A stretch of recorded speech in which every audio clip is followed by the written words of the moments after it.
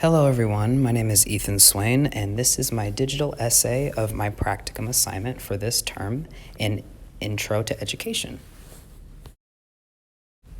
I did my practicum at Roosevelt High School with the YTP specialist, which stands for Youth Transition Program, named Kia Swain. Now, you may be wondering, well, what does YTP stand for? YTP is Youth Transition Program for Portland Public Schools. What it helps children to do is it helps high school students who have disabilities try to figure out what they're going to do after high school, and as well as being in communication with their teachers to understand what their needs are as a special needs student and how that correlates to them having a job outside of high school. But even a YT specialist like Kia Swain, she actually is a part of being in the classrooms, and so I was able to be with the students as well as listening to what their goals are after high school. One thing I noticed about the classroom dynamics is that with Roosevelt being a more diverse school, there were a lot of posters and pictures of inclusion and talking about how the classrooms are meant for diverse students with disabilities as well.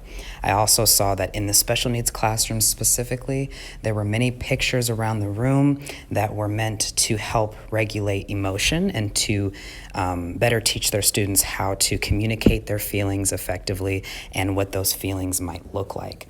In comparison to other classrooms that are not for special needs students, you do not see this in those classes. There are no pictures about how to regulate emotions, how to communicate them, and you really didn't see anything about prompts for students about how they could ask a question, how they could better communicate with other students or contribute to a conversation. Those were prompts and things that you do not see in other classrooms. It was also very apparent to me that these classrooms gave students instructions on very basic fundamental tasks, such as getting off what you do from picking up your pencil to putting it on the paper. It was very detailed instructions on different tasks that they would do throughout the day. And this is also something that you did not see in other classrooms to give detailed instructions to students. It was more so presumed that they knew what to do rather than in special needs classrooms where it was very much so assumed that they did not know what to do. And at times, teachers would even assist students even when it wasn't needed or that the student clearly showed that they were capable of doing it on their own. It was always assumed that that was not the case. In regards to the structure of the classroom, I found this incredibly interesting because special needs classrooms at Roosevelt were the only classrooms that had desks shaped in an L shape in every single class, whereas classrooms with kids that are not considered special needs were either scattered or they were in rows.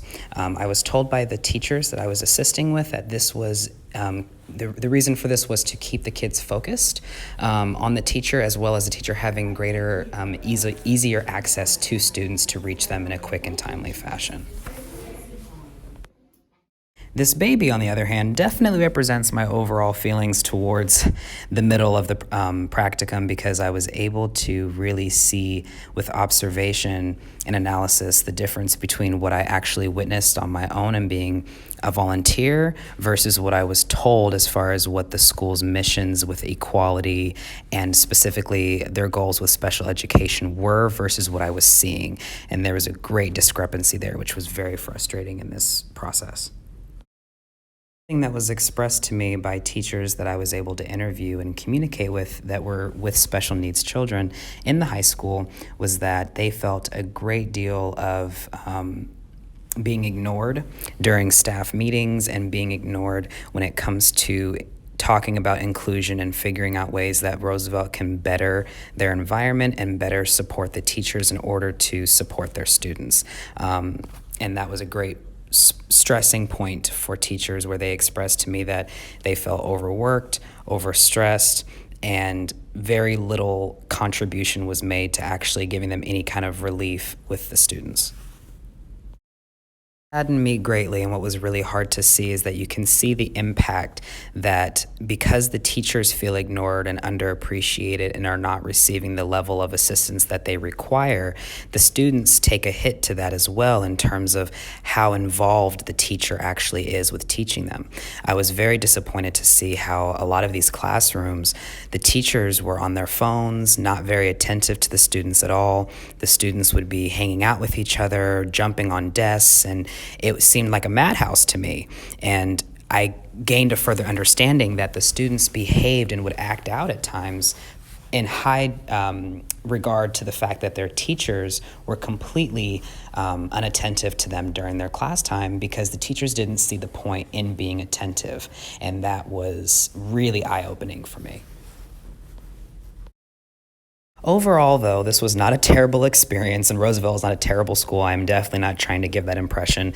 They are doing a lot of things very well, and being a part of the YTP program and being able to see the ways that they're trying to help special needs students transition out of high school to have jobs and careers was absolutely amazing to be a part of.